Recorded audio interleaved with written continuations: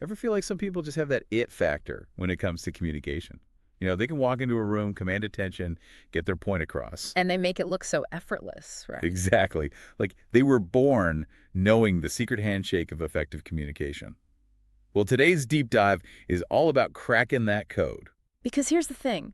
It's not about some magical it factor. It's about skills.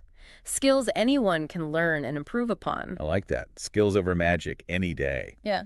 So no matter where you are in that communication spectrum, from help I can't even small talk to I can talk my way out of a speeding ticket, this deep dive is for you. Because let's be real, communication, it's the bedrock of, well, almost everything. Relationships, careers, even just navigating the day-to-day. And we've got a ton of fascinating insights to unpack from some seriously insightful sources. Oh yeah, we went deep on this one, exploring everything from the psychology of influence to practical tips you can use today to up your communication game. First up, let's talk about a concept that's often talked about but rarely truly mastered: active listening.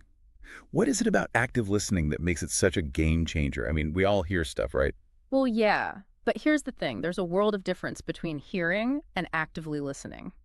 Hearing is passive. Active listening, on the other hand, it's about being present, engaged. It's about making the other person feel like they're the only person in the room that matters at that moment. And that's huge, right? Because don't you think most people can tell when you're just waiting for your turn to talk versus when you're truly tuned in? Absolutely. Think about a time when you felt truly heard, really listened to. It builds trust. It opens up dialogue. It's like laying the foundation for a truly productive conversation. And you know what? It can even be a powerful tool for resolving conflict. Oh, totally. Like if you can understand where someone's coming from, even if you don't agree with them, it makes it so much easier to find common ground, right? Exactly. One of the sources had this great anecdote about a workplace conflict that was going nowhere. And then one of the people involved, instead of trying to prove their point, they stopped and they really listened to what the other person was saying, like really listened. And guess what? They were able to find a solution that worked for both of them, just from that shift in approach. Wow, that's a powerful example. It makes you realize how often we go into conversations ready to reply rather than truly understand. Right. And that takes us to another crucial element of effective communication that our sources highlighted: clarity. Because once you've mastered that active listening piece, the next step is making sure that you are understood. So it's not enough to just hear. We have to make sure what we're saying is being heard in the way we intended, right? Exactly. And that's where clarity comes in. It's about ditching the jargon, using concise language, because the more complex your message, the greater the chance it could get lost in translation.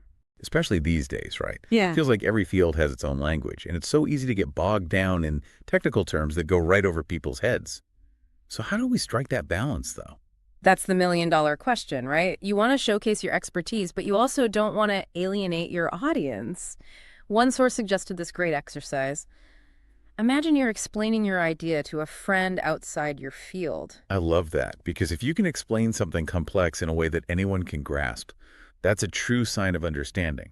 And talk about tailoring your message, right? Exactly. And speaking of tailoring, that takes us to another key insight from our research: adapting your communication style based on your audience. Because, let's be honest, you wouldn't speak to your boss the same way you talk to your best friend, right? Huh. I hope not. Right. It's about reading the room, understanding the context. It's about things like, is this a formal presentation or a casual chat? How much detail does this audience need? What's their preferred communication style? So it's almost like you have this toolbox of communication skills, and you get to choose the right tool for the job, depending on who you're interacting with. Exactly. And, you know, all of this, it requires a certain level of self-awareness, right? Being mindful of how we come across, how our words are landing.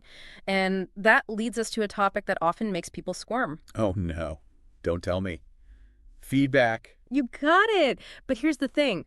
Feedback, it doesn't have to be this big, scary thing. Easier said than done, right? Because even if you're on the receiving end, it can be tough to hear criticism, even if it's well-intentioned. Oh, totally. But one of our sources framed it in a way that really resonated with me. They talked about feedback that moves things forward. I like that. So it's not about tearing someone down. It's about helping them grow. Exactly. It's about being specific, actionable. It's about focusing on improvement, not just criticism.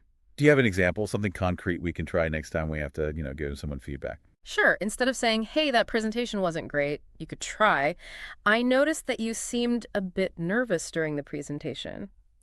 What are your thoughts on maybe practicing some relaxation techniques beforehand? Do you see the difference? Oh, absolutely. It's the difference between here's what you did wrong and here's how we can make it even better next time. And you know what? That ties back beautifully to active listening. Because the more we understand someone's perspective, the more effective our feedback, both giving and receiving, becomes. It all comes full circle. And ultimately, one of the most important things to remember about communication is that it's a skill. And like any skill, it takes practice. There's not a one and done deal, right? Not at all. It's an ongoing process. And here's the good news. You can practice every single day. Really? How so? Think about your daily interactions. Can you summarize your thoughts more concisely? Can you ask clarifying questions to ensure you're on the same page? Even just paying attention to your body language, these small tweaks can make a big difference over time. So it's like building those communication muscles, one conversation at a time. Exactly. And like any good workout, it might feel a bit uncomfortable at first, but the results are so worth it. This deep dive has been incredible. It's made me realize that effective communication, it's not just about being a smooth talker. It's about being a better listener, a clearer thinker, and even a bit more mindful of how we show up in our interactions. It's about connection, understanding, and ultimately making our interactions more meaningful and impactful. Couldn't have said it better myself. And as we wrap up this deep dive, here's a little something to ponder. What's one aspect of communication you'd like to focus on improving? It could be something small like remembering to make eye contact or something bigger like getting more comfortable with public speaking. Whatever it is, how can you start incorporating that into your life, starting today? Because even small changes can lead to big results when it comes to communication.